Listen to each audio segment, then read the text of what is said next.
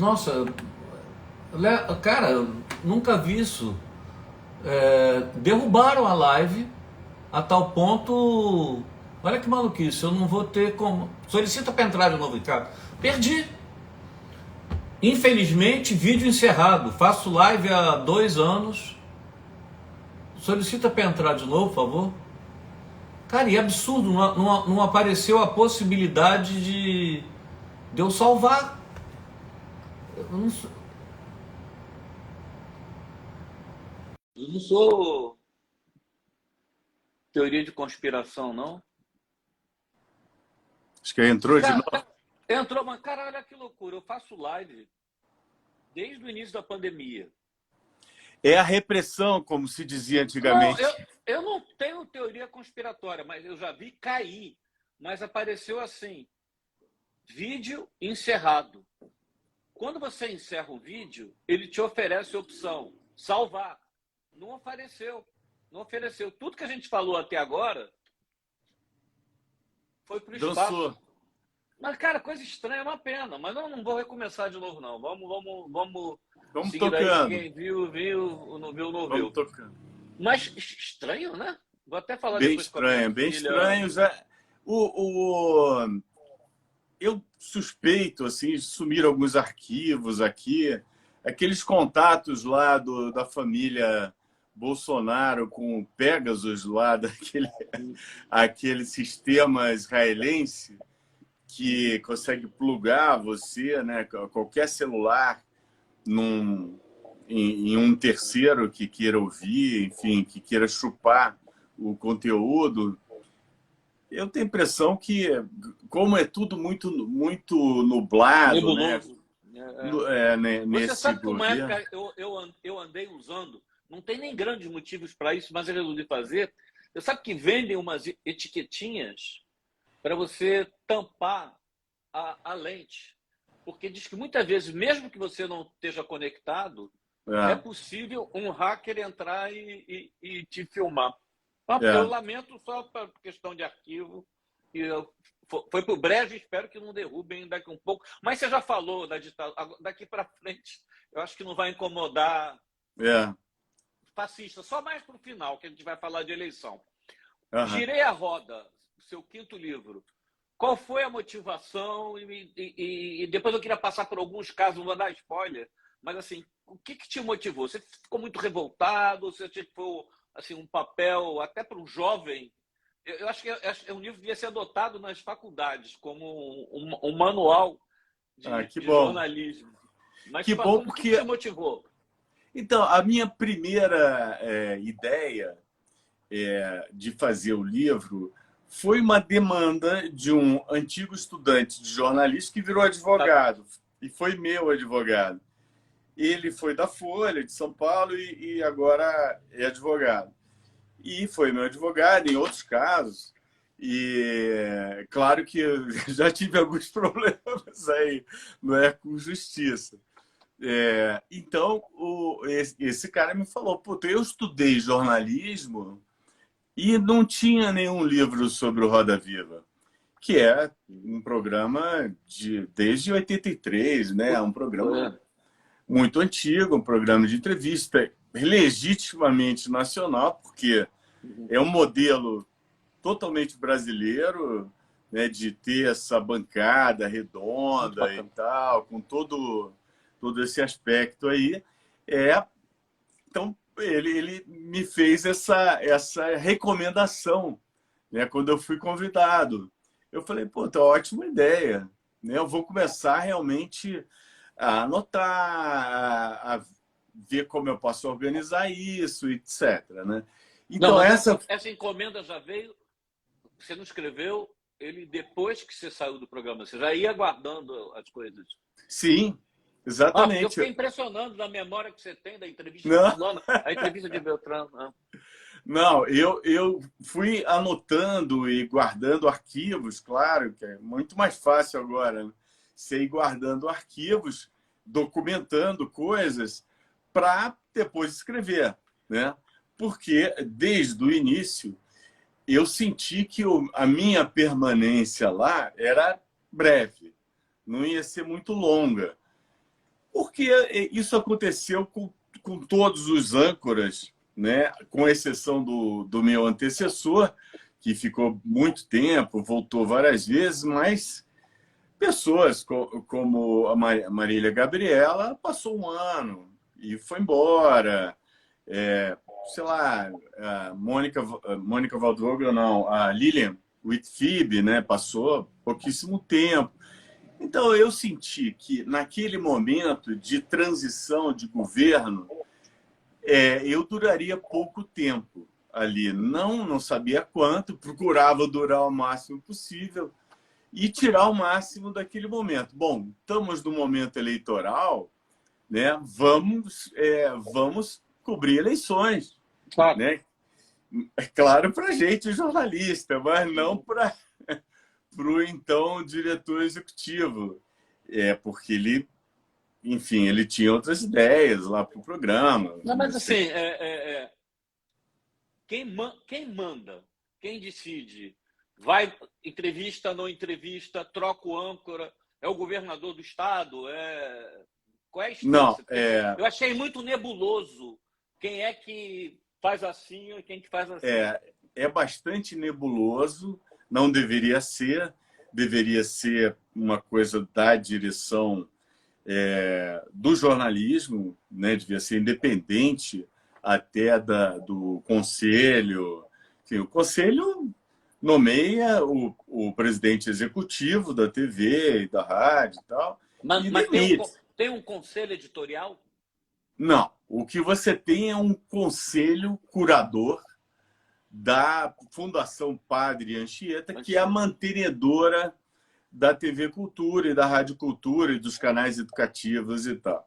E esse conselho curador é bastante grande, são 50 e tantas pessoas, e ele tem uma maioria de representantes do governo do Estado. Além de ter essa maioria, o governo do Estado é quem paga a maior parte das contas, né? E a gente sabe que quem paga é que manda, né? Então, numa época, vamos dizer, que o governo foi Alckmin, né? O Alckmin praticamente não interferia muito Eu ia dizer que acho que na época do Alckmin foi. Foram. Ele foi republicano, como se diz. Ele delegou, na verdade, a uma pessoa que era o diretor durante vários mandatos, Marcos Mendonça. mas o Marcos Mendonça, Olha só, bota mais um aí na sua conta. Eu estava reunido com ele, que era um projeto e tal. Aí ele falou assim: a gente vai mexer no Roda Viva. Ele não sabia que. Sendo com essa história, o que você acha do Ricardo Lessa? Juro. Aí eu falei: não vou poder nem comentar, porque é meu colega de faculdade. Eu confesso que eu fiquei um pouco frustrado, porque quando ele falou: estamos querendo mudar o âncora do Roda Viva, achei que ele ia me chamar. Mas não encaminhei contra você, não. Não encaminhei contra você. Não, mas então. Ele Mas me falou dele, isso. Ele me falou isso, que tinha verdade? Conversado com você e que você tinha me recomendado e tal, bababá. Né? E eu achei ótimo, realmente, Luiz, Então, mas a meu escolha colega. do âncora é do diretor? Não, é uma coisa, como você falou, nebulosa. O que aconteceu nessa transição de governo é o que o conselho, o curador, não estava satisfeito nem com o presidente executivo, que era o Marcos Mendonça, nem com o âncora que o Marcos Mendonça havia escolhido. Então, que era Marcos Mendonça e o Nunes, né? O Augusto Nunes, que foi escolhido pelo Marcos Mendonça e ficou muitos anos, acho que 6 anos, que eu acho que foi o mais longevo âncora lá do Roda Viva. Mas o conselho curador não estava satisfeito e resolveu intervir. E o conselho curador é quem nomeia o presidente da TV. Ele resolveu, então, intervir, em vez de demitir o presidente da TV, que seria da sua atribuição, né? Ele chegou a algum acordo, que eu não sei qual era, porque entrei no bonde andando, né? Para que mudasse o âncora, que era a cara da TV Cultura mais vista, né?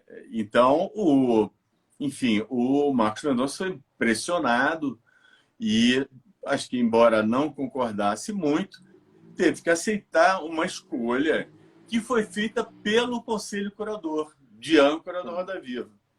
O Conselho Curador tinha alguns nomes, né, que eu até cito alguns no livro, eu sei de mais alguns que eu prefiro nem falar, mas tinham vários candidatos, porque o Roda Viva, enfim, é uma vitrine profissional importante, né?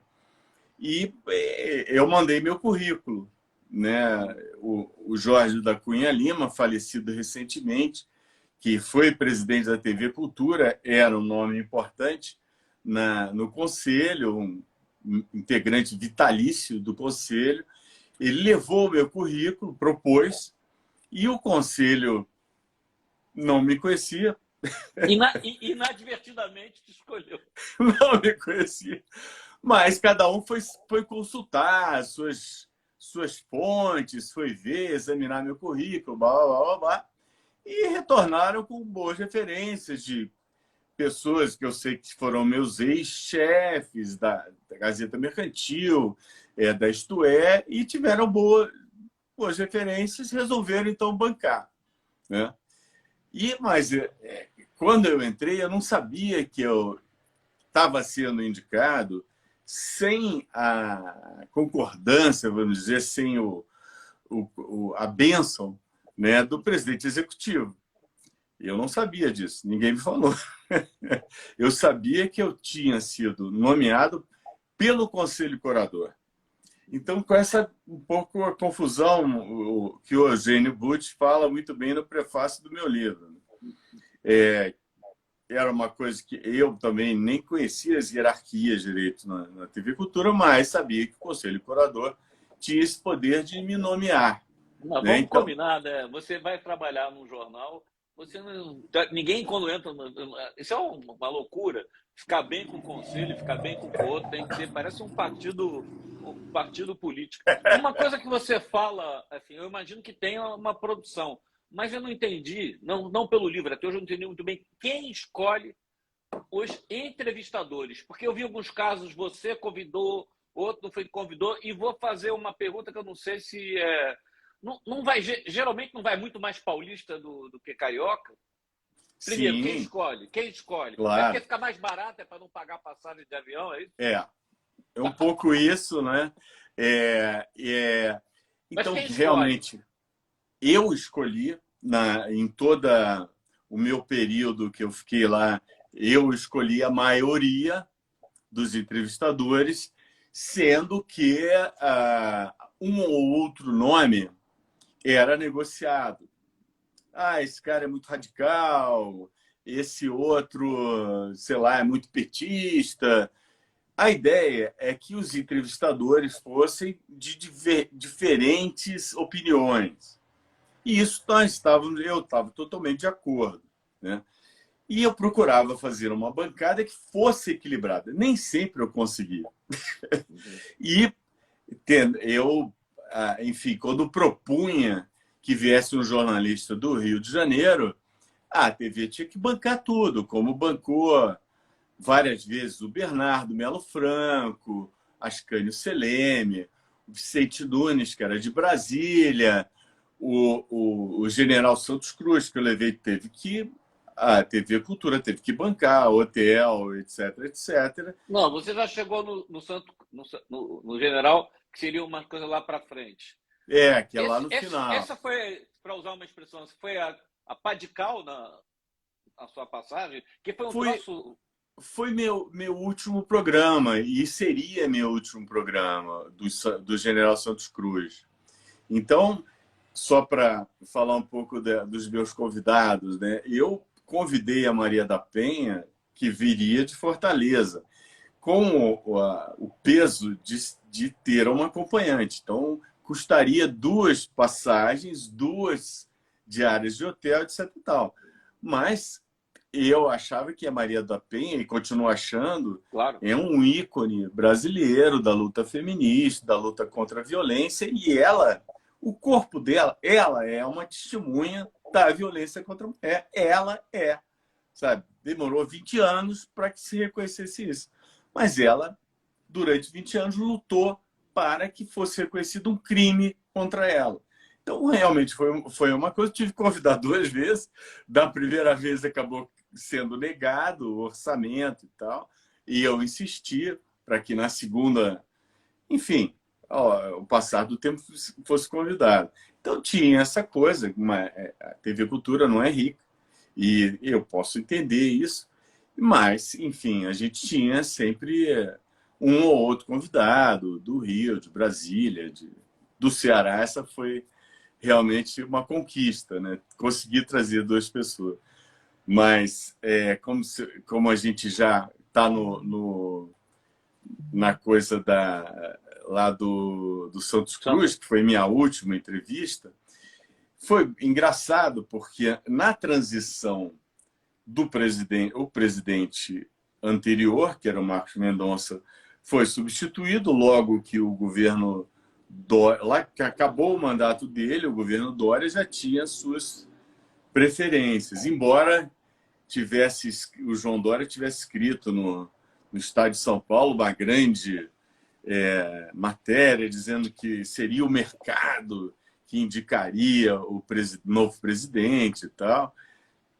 No final das contas, foi mesmo uma indicação dele, de um colega dele, que, aliás, não tenho nada contra ele, é uma pessoa que foi extremamente gentil comigo, só que eu não concordei em deixar o programa logo que ele entrou. Então, logo que ele entrou, ele falou: olha, Lessa, você não precisa mais ficar aqui esse mês que a gente está te pagando e tal, você pode ir para casa. E a gente bota um monte de reprise. Eu falei, porra, eu sinto muito, eu gosto muito de fazer o programa. Faço questão, pelo menos, de fazer um programa de despedida, né?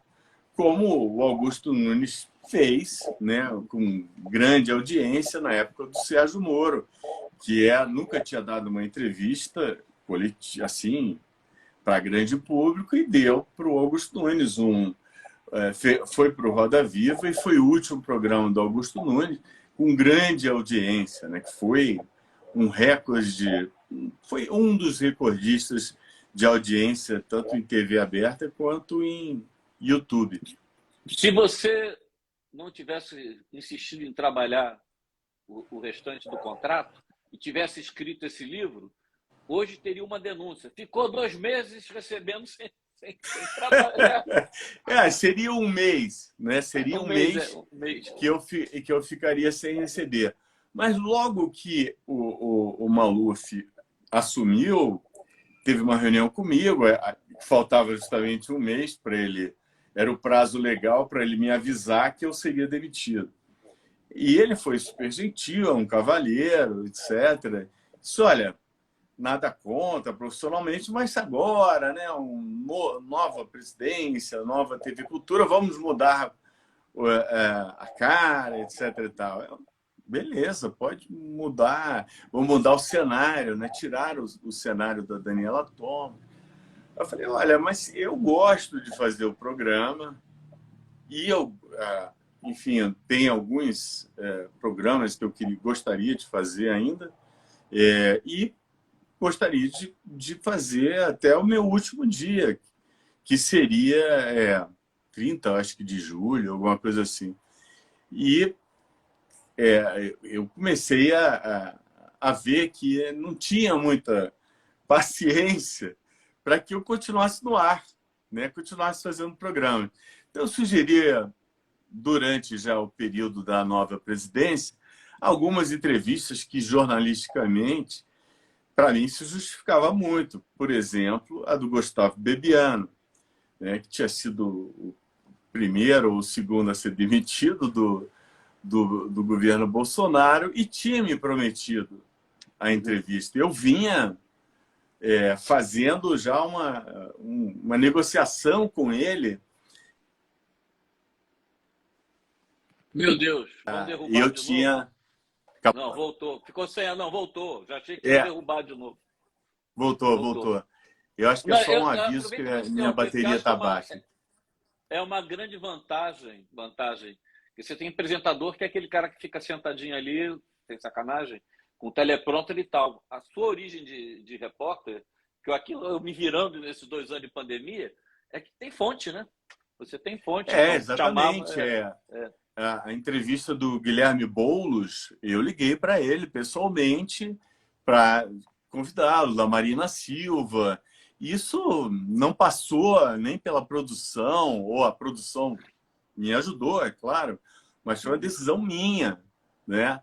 A direção, na reunião de pauta que nós tivemos, queria que passasse para o departamento jurídico entrevistar os candidatos. Eu falei, pô, se passar, vou demorar, vai acabar a eleição, né?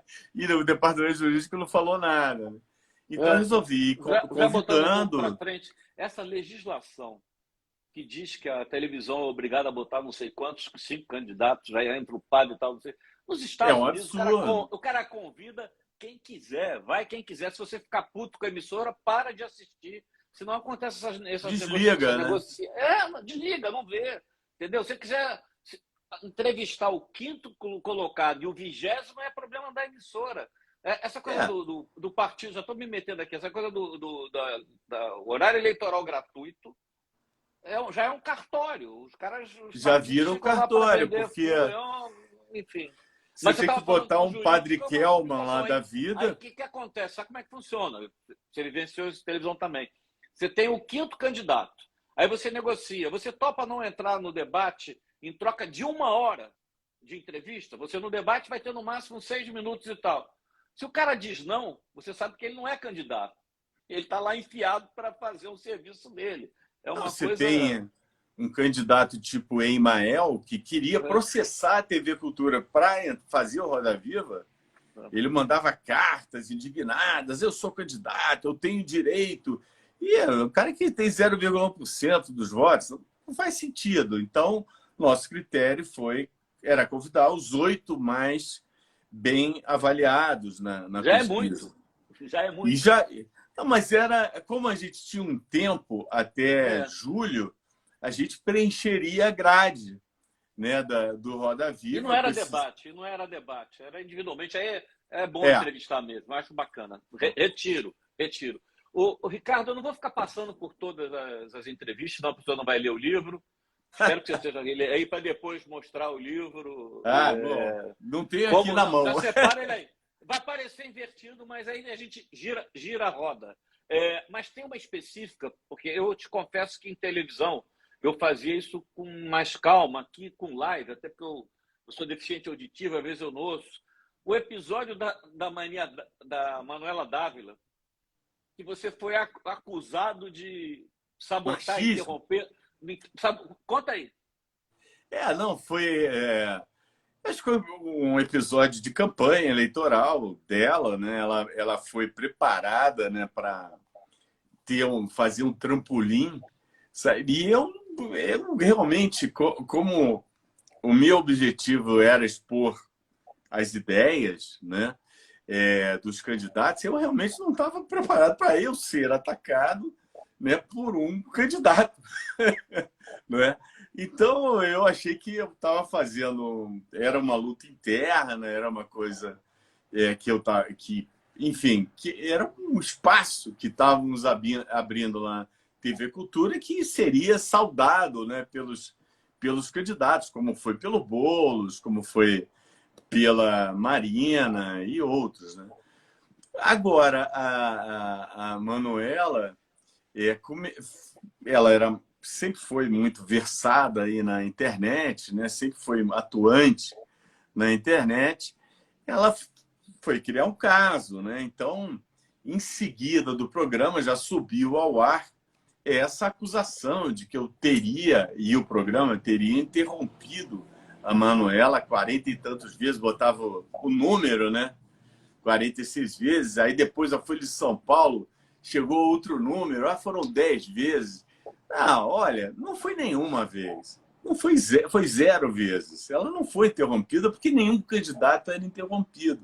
Mas a cada insistência minha ou de outro entrevistador, ela notava como interrupção, ou o PCdoB, sei lá, os colaboradores dela, né?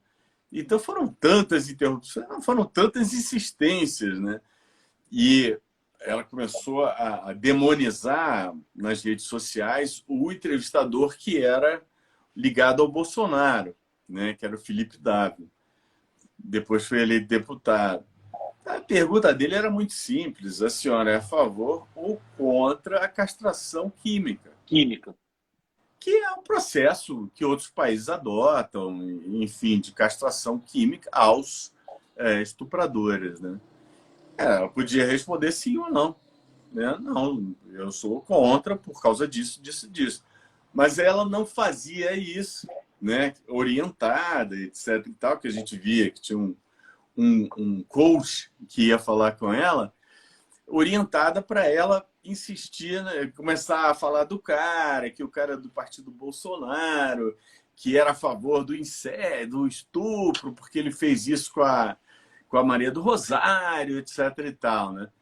E o cara insistia depois, outra vez, mas a senhora é contra ou a favor dessa castração química? Ela fazia outro argumento, outro discurso. A pergunta binária. Tinha aquele programa antigo que o cara dizia sim, não. Era mais ou menos isso. Uma pergunta binária. E ela, como também ela me atacou depois, porque eu insisti com ela o que ela achava do Stalin, né? Porque o PCdoB nunca fez autocrítica do stalinismo e tal. Depois migrou para o maoísmo, depois para o Enver Hoxha, o cara da Albânia, que também foi outro ditador lá da Albânia, que deixou a Albânia no estado que se encontra hoje, de precariedade. Mas, enfim, ela fez um ato de campanha política, sabe, que ela achou que ganharia votos, teve muita audiência, 1 milhão e tanto de visualizações no YouTube, que ela fez, mas eu fui inocente e útil. Eu fui linchado, né, no tribunal da internet. Não, mas do ponto de vista de emboscada de marketing, eles operaram bem, né? Exatamente, foi uma emboscada de marketing que tentaram desacreditar, né, o programa, taxar o programa de machista, etc. e tal. Imagina, eu não sou machista nem com as minhas filhas. Não, olha só, vou ter que corrigir antes que minhas filhas me patrulhem. Eu tenho 4, além de 2. Assim. Nós somos, nossa geração, talvez a outra, sempre um pouquinho de machismo estrutural. Não vai me dizer que você não tem. Não, como, aliás, disse a Manuela, a gente está num mar, né? Está numa piscina, uma sociedade machista, que alguns têm a água até o pé, até o calcanhar, e outros têm até o pescoço, né? Eu, certamente, na minha vida, eu posso ter tido algum ato machista. Mas eu trabalhei com, sei lá, 200 mulheres nas redações. Foi uma provocação.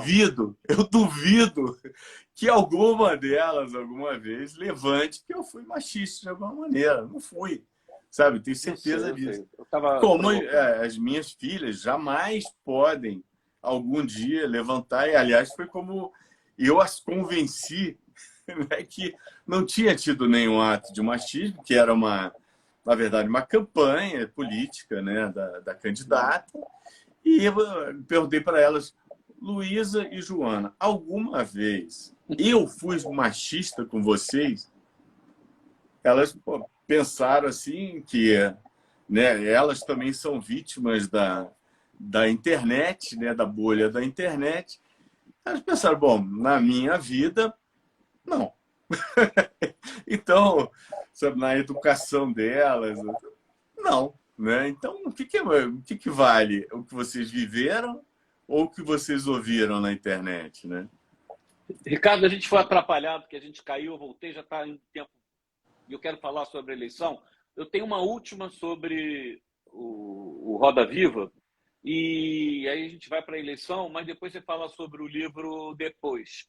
Vou Tá. dizer que eu acho o grande erro dessa passagem aí.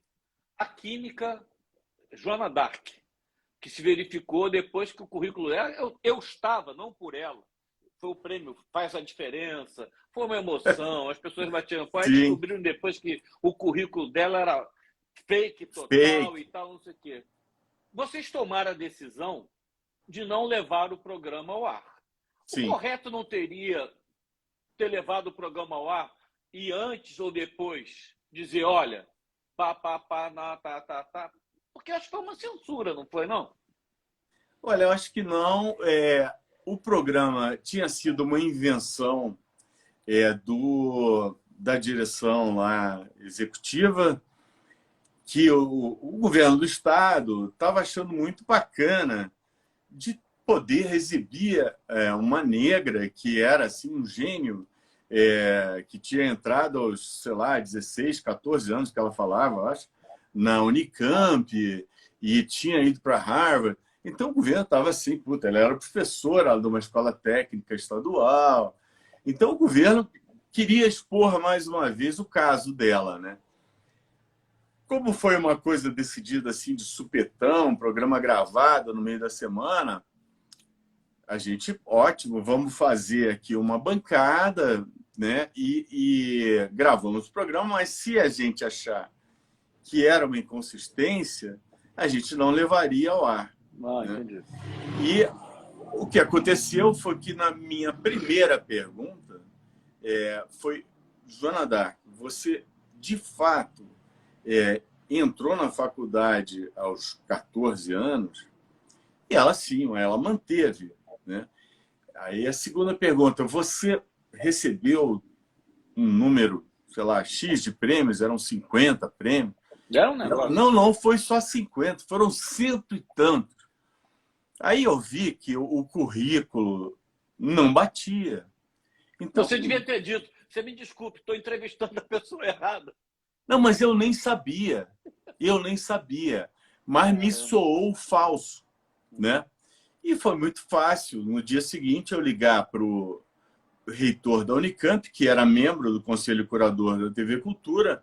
Olha, eu tenho essa entrevistada aqui que diz que entrou na faculdade aos 14 anos. Será que você poderia puxar a ficha dela e dizer se ela realmente entrou aos 16, 14 anos? Não sei. O que ela falava era algo desse tipo. Que seria um fenômeno, né? Essa coisa sai nos jornais, etc. Não, ela ganhou, o prêmio Faz a Diferença do Eu me Globo. lembro, É. eu me lembro.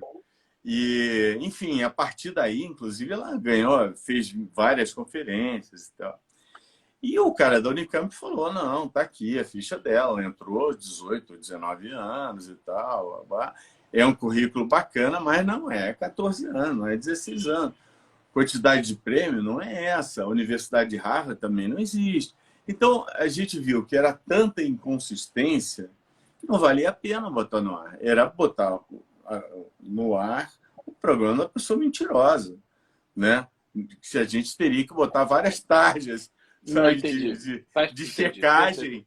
Não, a gente checou, isso é mentira, isso é mentira. Isso é... Tinha que entrar aquela coisa, fake. Exatamente. Não precisou de nenhuma agência lupa da vida, né? Bastou 3 telefonemas que a gente viu que tinha um monte de mentira. Então, sabe, não valia a pena botar no ar, né? Foi isso. Ricardo, vamos para a eleição e eu vou mudar a ordem, que até subi um vídeo hoje teu, que eu confesso que eu não tinha visto antes, você acabou de falar, jornalista, tem que comprovar, tem que ter a prova e tal. Tem um vídeo seu, forte, resumidamente você fala, não é justo, não é correto, não faz sentido você comparar um ladrão com um assassino.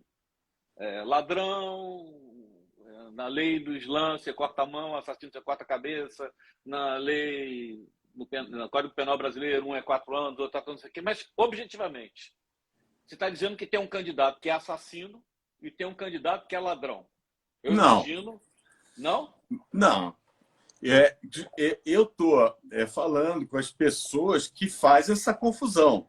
que é benéfica a... Não tem um chapéu que você está jogando aí para nenhum dos candidatos. Não, meu papel não é ser julgador, né? Eu não quero Tá. acusar ninguém de ladrão nem assassino. Eu acho que é um absurdo você fazer essa confusão na cabeça das pessoas. E como eu ouvia de muitas pessoas, essa minha, eu vou votar num ladrão ou um assassino. Não, peraí. Né? A Declaração Universal dos Direitos Humanos, capítulo 1, é o direito à vida. Não é à toa, né? A humanidade, na sua trajetória sobressaltada e confusa, chegou a algumas conclusões. Depois da guerra, que foi uma coisa terrível para toda a sociedade humana, né, da Segunda Guerra Mundial, chegou-se a uma Declaração Universal de Direitos Humanos, que foi um consenso de todas as nações, todos assinaram naquele momento, que alguns princípios são inegociáveis, são direitos humanos, né? Não tem negócio de direitos humanos para humanos direitos, né? Isso alguém tem que discriminar. Não, você não é direito, você não é um homem de direito, você não merece direito humano. Então, aí você já discriminou, né? Direito humano é da sociedade humana. E o primeiro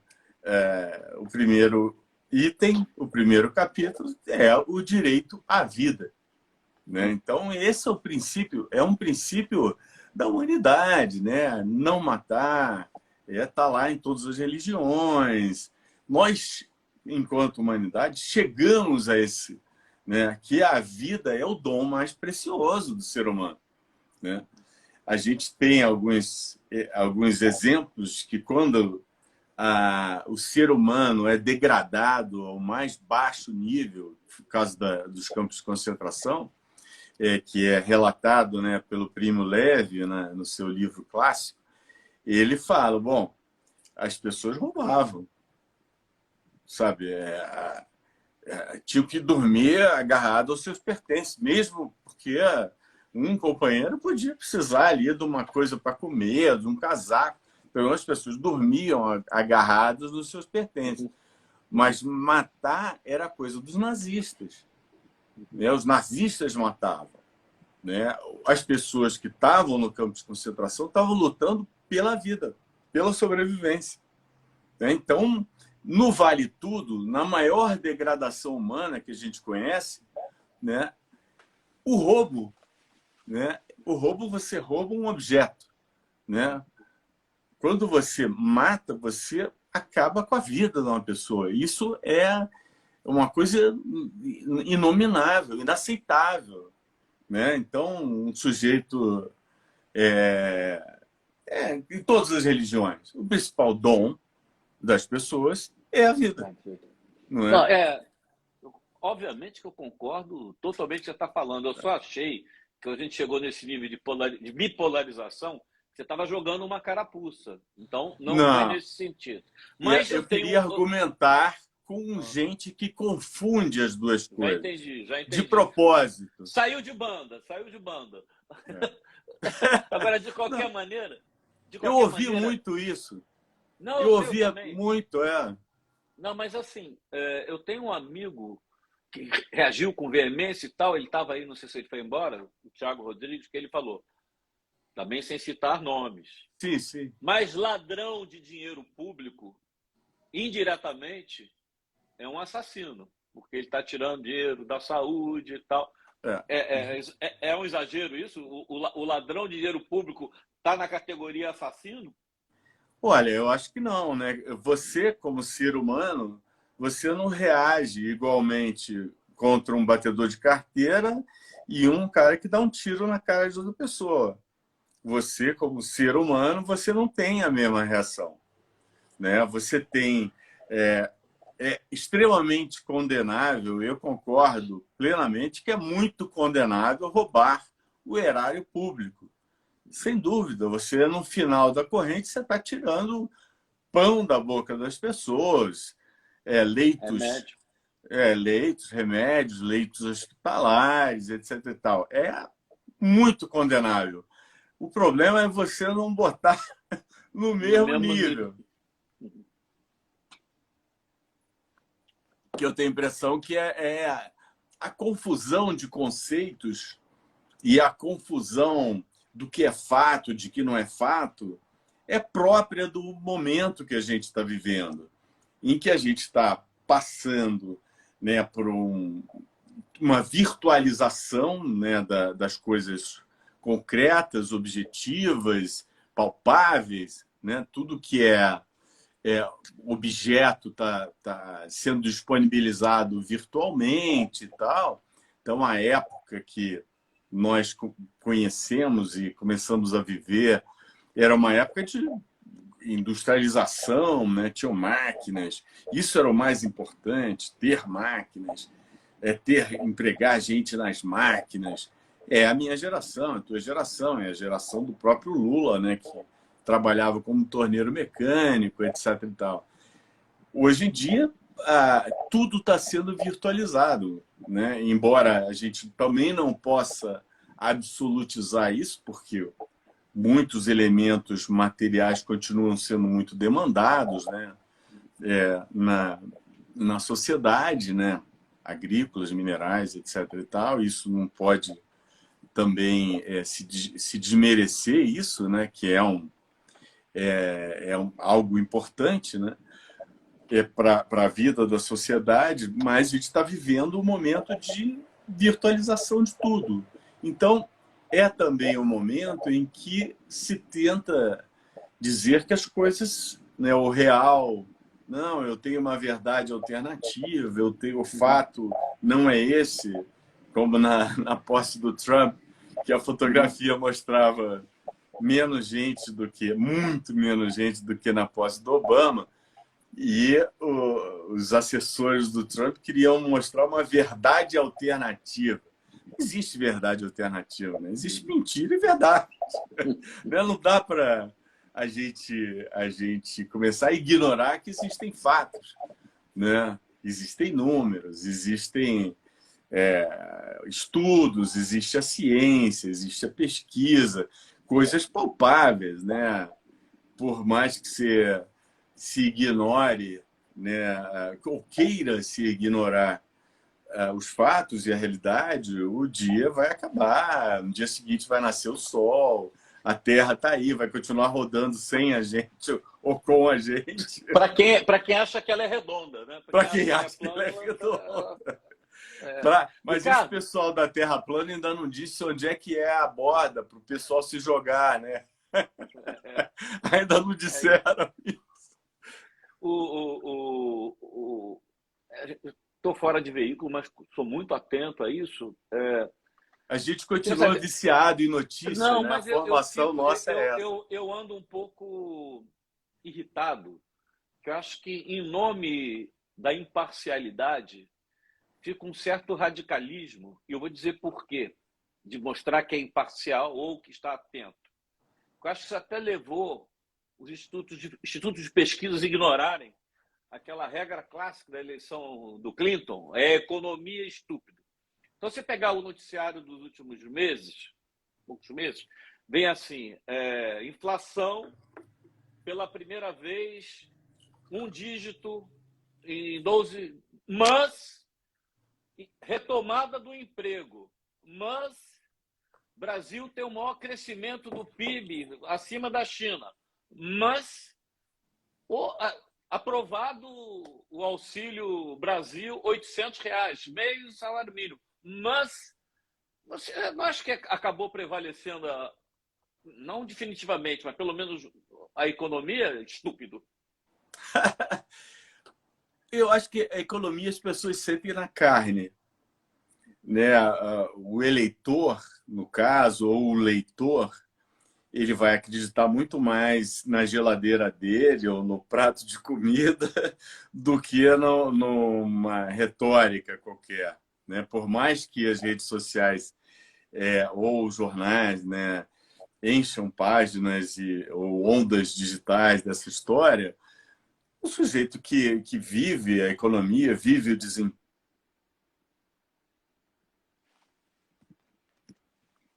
veio uma notícia que está acabando a minha bateria. Mas você está conectado? Pois eu não estou conectado. Se quiser, eu caramba. saio aqui e pego a minha conexão, mas eu estou com 10% de carga aqui. Mas só para terminar o raciocínio, é, eu, sabe, o eleitor, ele acredita no que está vendo, no que está sentindo, na dor de estômago. E é isso que vai fazer ele voltar quando o assessor do Clinton falou é economia estúpido.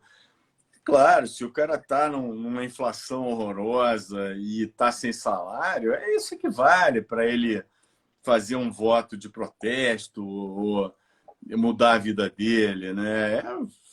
Pô, os jornais atualmente, para nossa até infelicidade, né? Porque a gente costumava ter emprego em jornais, mas eles têm a tiragem é cada vez mais reduzida, a gente sabe disso, né?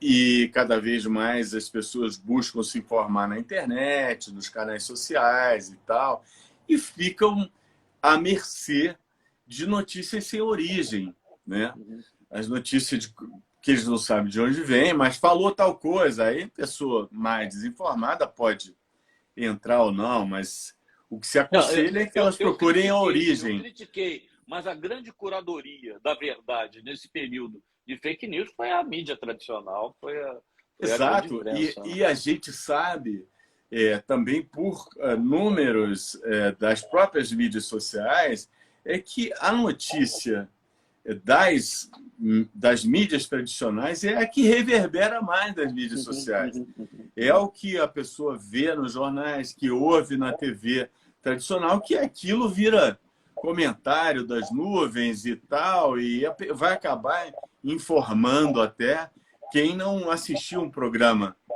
na TV aberta ou sei lá, num canal de streaming. Mas, de fato, o que um jornalista que tem alguma credibilidade fala, aquilo reverbera. O que o Jornal Nacional fala vai reverberar de uma forma espantosa. Você quer que eu busque o meu carregador? Eu tenho mais três perguntas. Eu não sei o que dura. Se cair antes, a gente Não, não, fala, pega. Pode pega, esperar, porque é melhor. pega o Porque... carregador. Não, porque senão Então, eu vou ficar nervoso. tá, Eu quero te também ouvir com tenso calma. aqui. Tudo bem. Desculpem-me Vou os cantar alguma nossos. coisa, não sei o que eu É, faço. Alguém tem pergunta para. Vai lá pegar, pô. beleza. Alguém tem pergunta? O que eu faço? Não, eu vou dizer, eu vou voltar a repetir. Eu acho que o jornalismo tem que ser sempre com uma ressalva, com contra, mas eu achei que, querendo ou não, o Brasil entrou num viés de retomada da economia, depois da crise da pandemia, depois da invasão da Ucrânia, né? E isso, de alguma maneira, deve ter repercutido no eleitorado, e eu acho que isso a imprensa, a grande imprensa, não vislumbrou. E o que eu vou perguntar agora para o Ricardo em relação aos institutos de pesquisa.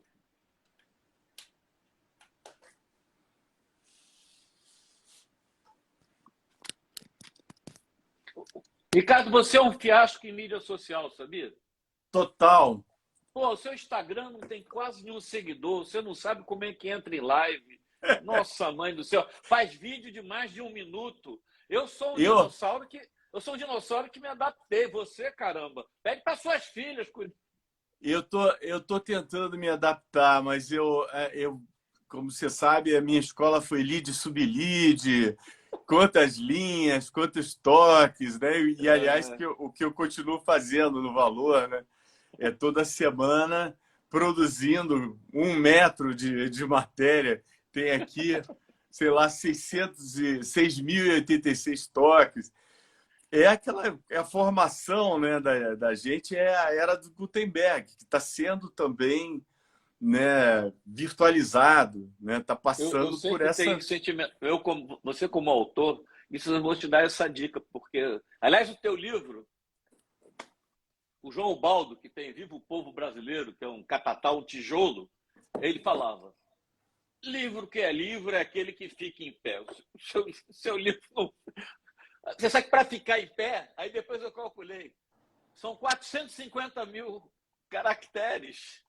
Se não, não, mas é uma maluquice, porque seu livro tem 150 páginas, acho que é o tamanho. Acho que o livro tem que ter no máximo 200 páginas. Assim. É claro que tem livros históricos, livros e tal, mas tem que ser uma coisa apetitosa. A gente estava falando aí da grande imprensa, você também, de novo, deu uma meia escapada, porque eu falava o seguinte: vinha notícia econômica boa, mas sempre acompanhado do mas. A inflação está abaixo de 2 dígitos, o DAS diz que está abaixo de 2 dígitos. O mas estava junto com o título. Achei que era para mostrar imparcialidade, desconhecendo algo que acho que impactou de alguma forma. Veio o Auxílio Brasil, mas não impactou. Aí eu acho o seguinte: Instituto de Pesquisa. Falaram muito em voto envergonhado, mas o voto envergonhado seria o voto de quem votou no Bolsonaro, estaria envergonhado e iria votar agora no Lula. Voto envergonhado na minha época era Paulo Maluf, que as pessoas votavam no Paulo Maluf, mas não declaravam nas pesquisas. O que eu acho que aconteceu nessa pesquisa, e vamos combinar também que o Lula não ganhou por meio Ciro, né? É, Ciro. pouco. Não houve um erro catastrófico. O que eu acho que foi assim, mas assim, voltando, o que eu acho que a lição que eu queria saber se você concordava é que é o seguinte: não interessa, claro que interessa, mas se vai ganhar Bolsonaro ou Lula, provavelmente a tendência é que quem ganha no primeiro turno, tradicionalmente ganha no segundo, não sei o que vai acontecer, acho que foi uma ducha de água fria, que o PT já estava, o pessoal comemorando e tal, virou, não virou. A tendência é ganhar, mas é o seguinte: o Brasil tomou a decisão de avançar para a direita. É só você ver os governos do Estado. Quer dizer, o Lula, ganhando a eleição, vai pegar um Congresso majoritariamente conservador, mais para a direita, e o Bolsonaro vai deitar e rolar com esse Congresso, não vai ter STF que segure, e se ele não tiver maioria no STF em breve. Depois dessa perolação toda, o Brasil foi para a direita, independentemente do Lula. Olha, o mundo, né, tá tendo uma onda autoritária muito triste, né? Certamente hoje a maior parte da humanidade vive sob regimes autoritários, né? China, Índia, Indonésia, Rússia, leste europeu, etc. e tal. E você tem essa onda nos Estados Unidos, né, do Trump, que é fortíssima ainda, né? Você tem estados republicanos, como grandes estados, como a Flórida, totalmente ainda contra a vacina, contra a ciência, apoio ao Trump, etc. e tal. Uma realidade do nosso mundo, né? Que a gente vê esse avanço do autoritarismo e de uma valorização do autoritarismo com reflexos do Brasil, né? O Brasil elegeu o Bolsonaro em 2018, o que é uma guinada sem precedentes, né? Uma escolha de fato. Deixa eu interromper. Mas sempre se dizia: tem um percentual que é Bolsonaro e tem um percentual enorme que é antipetista, antilulista. Essa eleição está mostrando que tem Bolsonaro puro sangue, né? Não, tem Bolsonaro puro sangue, mas... significativamente, né? Significativamente. Sim. Não, a coisa do voto envergonhado, né, não foi apenas brasileiro, fenômeno brasileiro, né? Na Hillary Clinton, na eleição americana, a Hillary estava ganhando até meia-noite, 1 da manhã, e depois o Trump passou. E os jornais e os institutos de pesquisas, grande maioria, apontava a vitória da Hillary, né? Então, não é uma coisa, um fenômeno só da pesquisa brasileira. Eu acho que, de fato, existe uma hostilidade de alguns eleitores que não gostam da pesquisa mesmo. É um fenômeno que aconteceu nos Estados Unidos. que eles não gostam das pesquisas e não respondem. Então, o único jornal americano que acertou que o Trump ganharia foi o Los Angeles Times, que fez a pesquisa por computador. Não fez por telefone nem presencial. Ele fez a pesquisa por computador e sustentou o tempo todo que Trump ganharia. Então, você tem uma outra metodologia, de fato, por causa dessa onda atual de que as pessoas são autoritárias, não gostam de pesquisa, não querem responder errado. Enfim, hostilizam o pesquisador, como hostilizam o pessoal do censo. Do censo, né? Do censo, sabe? Então, eles hostilizam a pesquisa em si, a ciência. Né? Então, o pesquisador é um alvo ali, é aquele negócio de mate o mensageiro. Se ele traz uma notícia ruim, mate o mensageiro, mate o jornalista, mate porque as notícias que eles vão trazer não convém a quem está ouvindo, ao poderoso, etc. E tal. Eu cunhei na Globo a frase, provavelmente eu roubei de alguém, mas não me lembro, então provavelmente o autor não vai aparecer, assim, culpar a janela pela paisagem. Por aí. Tem outra também que eu vi outro dia que eu achei muito boa, que é culpar o machado pela derrubada da árvore. Sabe? É aquela coisa, sabe? Você, quando não quer enxergar uma realidade, né, é melhor ficar negando os fatos.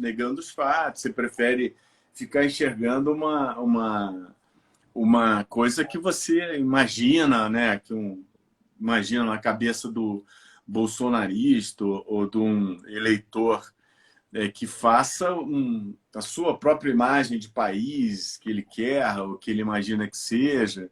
Então, o Instituto de Pesquisa errou, de fato, e teria que ter uma pesquisa da pesquisa para ver onde foi o erro, né? Não, você sabe uma coisa que eu fiquei muito... Explicaram que como a apuração da Justiça Eleitoral seria muito rápido, não justificava o gasto com pesquisa de boca de urna. Caramba, pesquisa de boca de urna costuma ser o cenário mais... Mas ninguém fez. Mais preciso.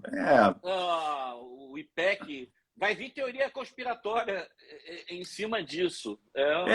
Já tem, né, teorias conspiratórias circulando. E, enfim, mas quantos caras foram eleitos pela urna eletrônica com uma velocidade espantosa? Isso foi a consagração. Acho que não tem mais consagração, sabe? Urna eletrônica não se discute, mais. E o sistema eleitoral brasileiro, né, de um voto por cabeça, todo mundo é igual, é muito melhor que o sistema americano de colégio. Que tem aquela história, o cara vence no voto popular e perde no tapetão lá no colégio eleitoral. Não, e ainda tem em estados do Sul que o número do colegiado tem a ver com a origem da escravidão que o negro não, tinha peso. Eles têm a capacidade de bloquear. A maior democracia do Norte é muito ruim de eleição. É ruim de eleição, porque eles podem bloquear as eleitores, porque com argumentação, porque cada estado tem a sua regra. Então, supostamente... eu não entendo, eu confesso que eu não entendo direito. É louco, cada estado tem a sua regra. Alguns, se a maioria de votos foi X, todos os membros do colégio eleitoral, outras não, é proporcional. Então, é uma zona difícil de entender, né? E que no nosso país cada cabeça um voto. Não, sabe? A eleição lá é indireta. A eleição lá é indireta, exatamente, mas há 200 anos e é assim. E aí os caras não querem mudar, né? Ricardo, eu até puxei um pouquinho para cá a câmera. Está aqui. Você consegue ver a Constituição brasileira com dedicatória do Ulisses Guimarães. Magnífico. É uma que eu tenho que a gente nunca conversou a respeito disso. Eu estava lá em 88 acompanhando a reforma. Você estava na discussão de Brasília, né? Isso. Eu acho. No momento da. Mas resumindo, a Constituição, Coragem, Constituição Cidadão e tal, mas ela foi toda redigida, basicamente Covas e o Nelson Jobim, para o parlamentarismo. Chegou na hora H, eles foram ao Sarney, eles só apurei com o próprio, disse, olha, Sarney, parlamentarismo. O Sarney falou, eu aceito, mas com mais um ano de mandato. Aí eles falaram não. Aí o Sarney ficou com o presidencialismo e conseguiu mais um ano de mandato. Estou contando essa história pelo seguinte, acho que nunca o Brasil vai sair desse rolo que o presidente tem que comprar Congresso, o STF tem que intervir. A saída não é a minha opinião, não é o parlamentarismo? Olha, é Você é engraçado. parlamentarista? Não, eu acho que não. Mas é engraçado que eu tive essa discussão com alguns acadêmicos americanos para publicar no Valor e tal, eles questionando o sistema também americano e, eventualmente, pensando no parlamentarismo, né? A questão sei lá, você tem...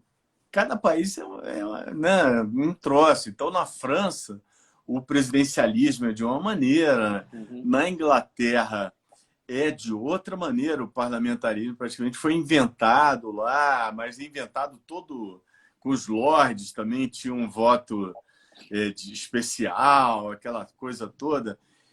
Eu tenho a impressão que o sistema brasileiro presidencialista é bom, sabe? Ele poderia ter mudanças.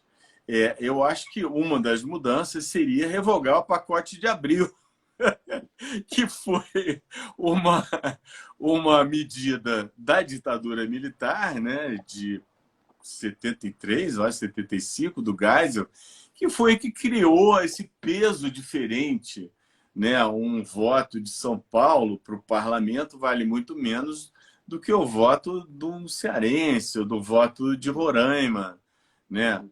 Isso não tem sentido. Eu acho que o bacana da democracia brasileira, que funciona muito bem, é um voto por cabeça. Tanto, eu acho que isso levaria ao parlamento brasileiro funcionar muito melhor. Porque o que a gente vê no parlamento brasileiro? Quem são os caras que mandam lá? O cara Eduardo Lira, que é de Alagoas. Ele podia dizer quantos votos ele teve ali, sabe, no crachá, né? Ou o sujeito que é de Roraima, ou o próprio Sarney, ele foi presidente do Congresso tantos anos, eleito pelo Amapá, um lugar com pouquíssimo voto, né? Porque não se elegeria no estado do Maranhão. Não se elegeria nem no Maranhão. Então, eu acho que... E os parlamentares não querem ouvir falar disso. Evidentemente, porque eles teriam que, eles mesmos, votar para eles perderem esse espaço. Eles não vão querer, né? Então, a gente vê parlamentares dominando o Congresso de estados inexpressivos, com votação pífia, né? Você tem... mas eles odeiam falar nisso, né? Porque é claro que o sujeito lá do Amazonas ou de Roraima tem o mesmo poder do que um cara que teve 500 mil votos, 1 milhão de votos, né? Um Boulos, né, que teve 1 milhão de votos em São Paulo, vai ter no Congresso o mesmo peso do sujeito que teve 30 mil votos, lá, que é o voto que não elege nem vereador em São Paulo. E por que isso? Porque no pacote de Abril, o regime militar deu mais peso aos grotões, né, porque ele tinha mais votos, era fácil de manipular, um estado pequeno, né, então deu mais, dá mais peso no Congresso ao deputado lá, sei lá, de um estado pequeno do que de São Paulo, que é limitado a, acho que 56 parlamentares, e não pode ir além disso, porque foi esse o acordão que foi feito, né, na Constituição e tal, mas que levou também esse sistema que era do pacote de Abril do regime militar, de pesos diferentes de voto. Então, por que na eleição presidencial vale cada cabeça um voto e na eleição proporcional do Congresso não vale. Sabe, vale mais o voto lá de Roraima, do Amapá, do Acre, do que o voto de São Paulo. Isso Não, é um você contrassenso. tem várias coisas que eu falei do parlamentarismo, mas que sejam afinados. Tem uma iniciativa boa da ditadura do Geisel, que acho que também melhoraria muito, que chamava cláusula de barreira, agora chamam de cláusula de desempenho. Não é possível um partido que não tem 5% no país, o Enéas, não sei quantos milhões de São Paulo, o Prona não teve no país, ele é um fenômeno paulista, seja deputado estadual. Aí vira um partido nacional. Nós temos praticamente o mesmo número de ministérios que o número de partidos. É uma coisa meio... absurdo, esdrúxula. E outra coisa também. Eu me lembro que é um caso clássico aqui, o Álvaro Vale. Ele teve uma eleição que ele teve 300 mil votos. O segundo candidato, acho que já era um outro PL, mas que entrou, tinha 3 mil votos. 3 mil votos. Era um candidato com 300 mil votos, o segundo era o dono de uma olaria, aquela fábrica de tijolo, que era amigo dele, que ele falou, vem ser candidato também, ele entrou com 3 mil votos. Não faz sentido. Esse negócio do peso. Por que o peso do parlamento é tão diferente do peso do executivo, né, que elege o presidente? Para mim não faz o menor sentido. Essa lei que aí tem o voto proporcional, que tem o peso do partido, que não sei o que lá. Eu acho uma complicação. O modelo de lista eu acho bacana. O partido botar a lista, não? Eu acho tão simples a coisa do cada cabeça um voto. Eu acho o princípio da democracia. Sem coeficiente eleitoral. É ultra simples. O que acontece, por exemplo, nos Estados Unidos, tem outro problema, que eles fazem o tal do distrito, né, que elege tantos caras para o colégio eleitoral lá. Mas eles é que determinam o distrito, o tamanho do distrito, onde é o distrito. Aí chega lá, o distrito tem muito negro, então põe pouquinho peso ali para o distrito, mistura com esse branco que vai ter... Sabe, o tal do gerrymandering que eles falam lá, sabe, que também um tipo de coisa de tapetão, de astúcia ali do cara que é político, que já está eleito, etc., já está numa outra administração, que quer que aquela administração se perpetue de uma certa maneira, né? Aí você tem os distritos na França, por exemplo. Na França, são de maneira diferente, né? Que o cara tem que ser eleito num distrito para fazer parte do parlamento, sabe? Aí faz algum sentido, né? Mas não é assim determinado ali na canetada. Olha, o meu distrito vai ser ali, aí muda no ano seguinte porque beneficia tal cara. Sabe, isso é nos Estados Unidos, que seria modelo da democracia. Não é, né? Acho que os países têm que criar a sua democracia. Sabe, como tem um prêmio Nobel de Economia que falava, não existe o capitalismo, existe os capitalismos. Sabe, você fala do Brasil, o Brasil é jabuticaba.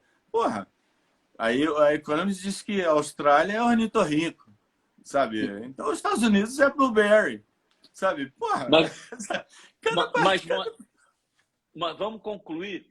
A gente está precisando concluir, caramba. Você compensei os 30 minutos que a gente perdeu, daqui a pouco está todo mundo dormindo. Eu vou dar mais traço. E a gente está batendo papo aqui, só falta cerveja. Mais traço que a TV Cultura. Leva essa. Mas o que eu ia dizer é o seguinte: tem aquela frase atribuída ao Churchill, dizendo que a democracia é o pior dos regimes, salvo todos os outros experimentados antes. Então, na dúvida, viva a democracia. Ricardo, sua despedida. Preparou alguma coisa? Eu acho que a democracia... Você preparou alguma coisa? Olha, eu pensei numa coisa, não, acabou que preparou, a gente... Eu queria fazer uma questão para você encerrar. Pode fazer. É otimista? Está otimista? Olha, eu sou otimista inveterado. Então, eu estou otimista. Acho que tem tudo para que o Lula leve essa eleição, né? Ele tem 1.800.000 votos para tirar de diferença. Em todas as eleições anteriores, ele Primeiro dos turno. votos. Hum? Não, quem ganhou no primeiro turno ganhou no segundo, não? E essa eleição é muito peculiar, tem menos votos em disputa, né? A diferença é muito menor do que outras eleições, mas o Lula sempre soube ampliar suas alianças, etc., e levou 40%, pelo menos, dos votos em disputa. E ele teria 1.800.000 votos, que é uma diferença meio Ciro, como você falou, ainda é um terço de Simone Tebet. Mas essas coisas dependem, porque são extremamente dinâmicas. O Lula pode perder voto, como o Bolsonaro, mas nunca. O único fato, o único exceção foi que o Alckmin teve menos votos no segundo turno, né, quando ele disputou, do que no primeiro. Mas nunca aconteceu isso na história das votações, né, depois da ditadura militar. Sempre teve uma ampliação, o PT sempre ampliou, o Lula sempre ampliou, e seria estranho que dessa vez não ampliasse. E o Será que, Bolsonaro teria que conquistar 8 milhões de votos a mais, né? será que a urna eletrônica é confiável? Agora está na hora do. Pois é. Ricardo, Sabe, ela te elegeu o parlamento inteiro, todos os senadores. Será que ela não é confiável? Então, volta tudo. Vamos eleger de Ricardo, novo. vende o livro aí. Olha, o livro tem um objetivo de ir para as escolas de comunicação, como girei a roda. Ele tem esse foco, tem esse foco. É um relato meu, quer dizer, não quer dar regra, né, de como deve ser, como não deve ser. E é um relato de como foi uma certa briga pela liberdade de expressão e pela preservação da identidade do programa, né, que foi criado com esse propósito de ser diverso, de ser inclusivo, de ser uma diversidade de opiniões e de ser revelador, né, de cada pessoa que passou por ali. Eu pude entrevistar todos os candidatos. Assim, você tem entrevistas ali de todos eles, tanto do Bolsonaro. Infelizmente, o Lula estava preso, né? Mas tem a do Haddad, tem a do Tarcísio, né? Tem a da Tereza Cristina, tem a do Boulos. Então, as personalidades, né, que estão aí na política passaram por ali, foram questionadas por diversos jornalistas de diversos pontos de vista.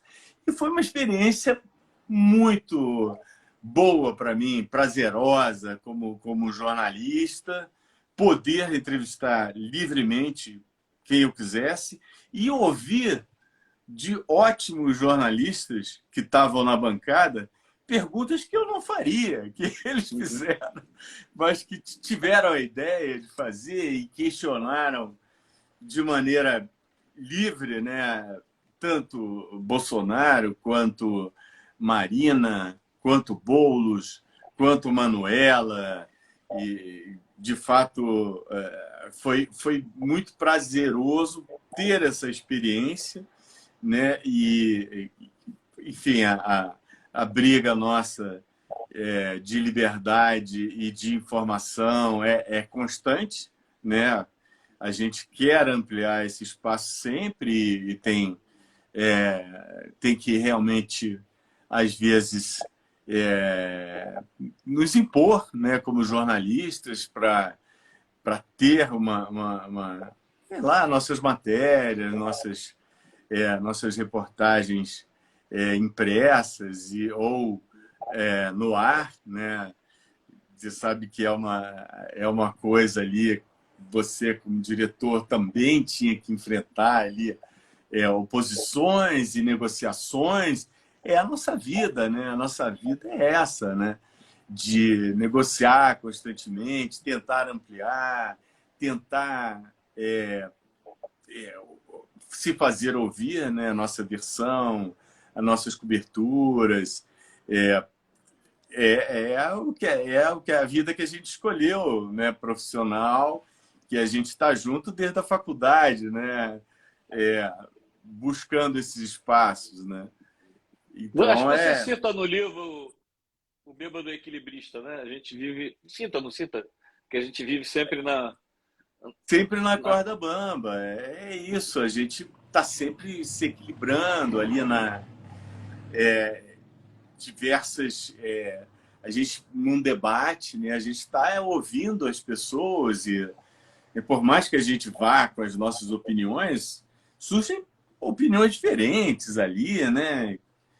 A gente está aberto ali, obrigatoriamente, a ouvir um lado, o outro, ouvir o entrevistado, e se surpreende, né?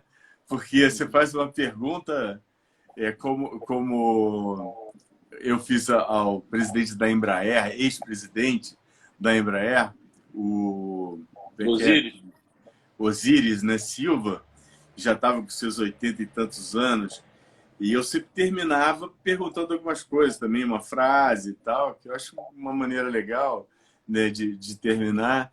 E eu perguntei qual era o sonho dele. Ele já, por 80 e 80. Eu não posso falar porque os meus sonhos são todos pornográficos.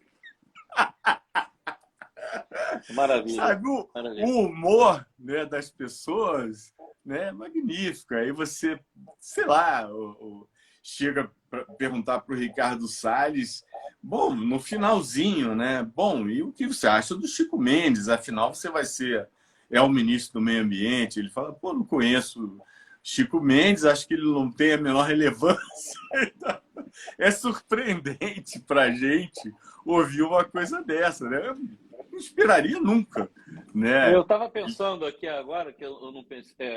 você escreve sobre um livro, sobre os bastidores do programa, mas não deixa de ser uma bela crônica sobre um período da política, da história do Brasil, desde química fake news até o presidente Bolsonaro. Eu tomo isso como um elogio. Elogio. Adorei ler. Ricardo, mas, como a obrigado. gente tinha falado de humanidade, né, de matar e de coisa, podia ter ido por aí, eu pensei numa frase do Amos Oz, você tem. que eu acho que é magnífico, né? Que a gente só precisava de um mandamento na humanidade, que assim, é proibido causar a dor. Eu acho isso, sabe, uma síntese magnífica que qualquer língua, qualquer criança, qualquer pessoa de qualquer civilização, religião pode entender. É proibido causar a dor, sabe? A dor todo mundo entende o que era.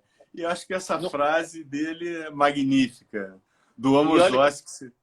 Ele é brilhante, um grande escritor, amo Amos Oz. E olha que coincidência, você escolheu isso. Eu sou descendente, não sou considerado judeu por judeu, mas quem não é judeu, eu acho que eu sou judeu. Você escolheu essa frase no Yom Kippur. Olha, dia do perdão. E eu não resisti à provocação de quando eu comemorei com meus amigos. Falei, por favor, nas suas preces, quando forem pedir perdão, incluam o povo palestino. Não, o perdão tem que ser universal, né? A compaixão é uma coisa da civilização, né? Se a gente quer viver melhor no mundo, né? A gente tem que ser mais fraternal, né? Tem que sentir a dor do outro, né? Você ter uma pessoa que não sente a dor do outro, né? Não sente as mortes pela Covid ou faz brincadeira, isso é desumano, isso sabe, é uma coisa que realmente não cabe dentro do comportamento que se espera de fraternidade, né? Qualquer religião prega a fraternidade, né? prega compaixão, desde o Tao Te Ching chinês até, né, o puritano evangélico, sabe? Ele vai pregar isso. Ricardo, obrigado. Já que eu citei que eu estava junto na sua soltura, que eu dei meu voto para a sua indicação para âncora, não sei qual foi o peso que o voto teve, mas também, em compensação, num saudoso abraço fraterno, eu passei Covid para você. Caramba! Isso Passei Covid. Não, páginas, meu Deus, eu fiquei muito culpado porque páginas viradas. Eu não sabia que já estava com 5 vacinas. Estava agora, graças às 5 vacinas, aí sim foi uma, não vou dizer uma gripezinha, que a piada foi horrível, mas foi bem superficial. Sim. Espero que você venha logo de novo para o Rio, para um novo abraço sem Covid. Claro, não. Poxa, é ótimo sempre encontrar você e meus colegas de faculdade. Uma coisa do lançamento do livro, a melhor coisa é reencontrar o pessoal, sabe? Não é? É muito legal. Então, um maior prazer falar com você, Luiz. Um grande beijo para você. Beijão. Viva a democracia. Tchau. Viva a democracia!